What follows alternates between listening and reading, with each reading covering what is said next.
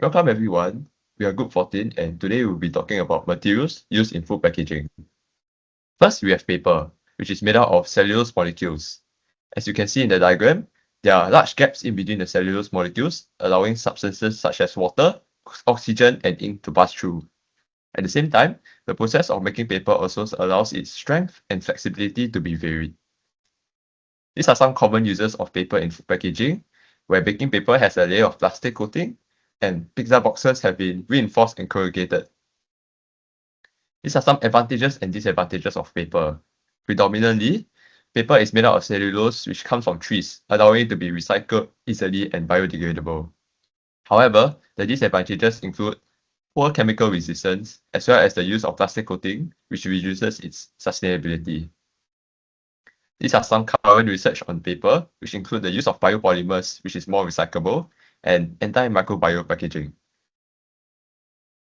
Next, I'll be discussing about metals, which play a critical role in food packaging.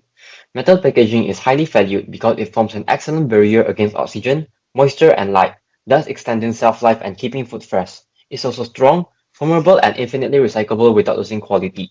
Common types include aluminum, tin plate, stainless steel, and tin-free steel, with each having its own distinct characteristics. Examples include aluminum cans for soft drinks, tin plate cans for soups and vegetables, and stainless steel containers for premium products like ice cream tops. The benefits of metal packaging include durability, recyclability, and excellent protection against moisture and oxidation.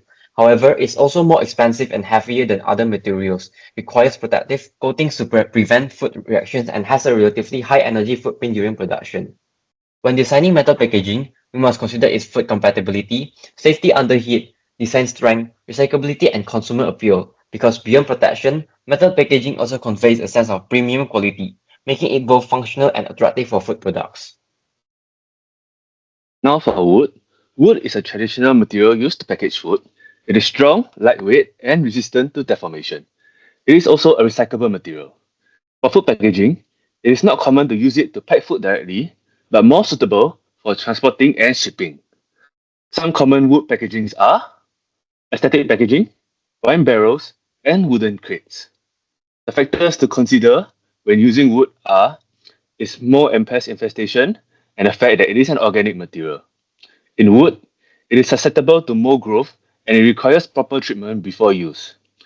And as an organic material, it is weak to high temperatures and humidity.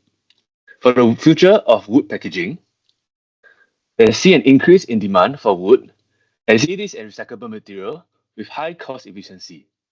However, the growth cycle of wood limits its supply, becoming a restriction for wood packaging. Plastic is one of the most common materials used for food packaging, and in total, there are 7 types of plastics for different uses. Properties include being lightweight, durable and flexible, good barrier properties, and being cost-effective.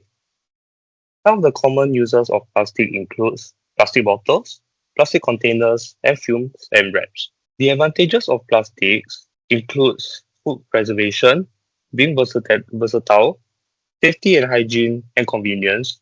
But disadvantages include environmental pollution, recycling challenges, and potential chemical leaching into food. The future outlook for plastics are future developments in biodegradable alternatives, recycling innovations, circular economy, and reduced usage.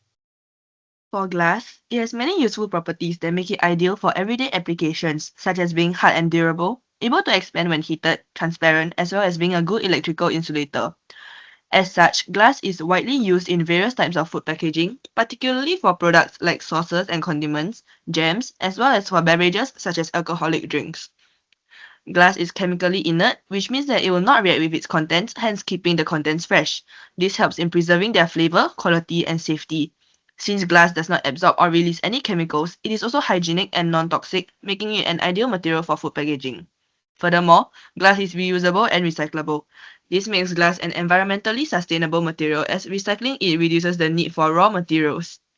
However, glass is very fragile, meaning that it can break easily if not handled well. This poses as a safety concern.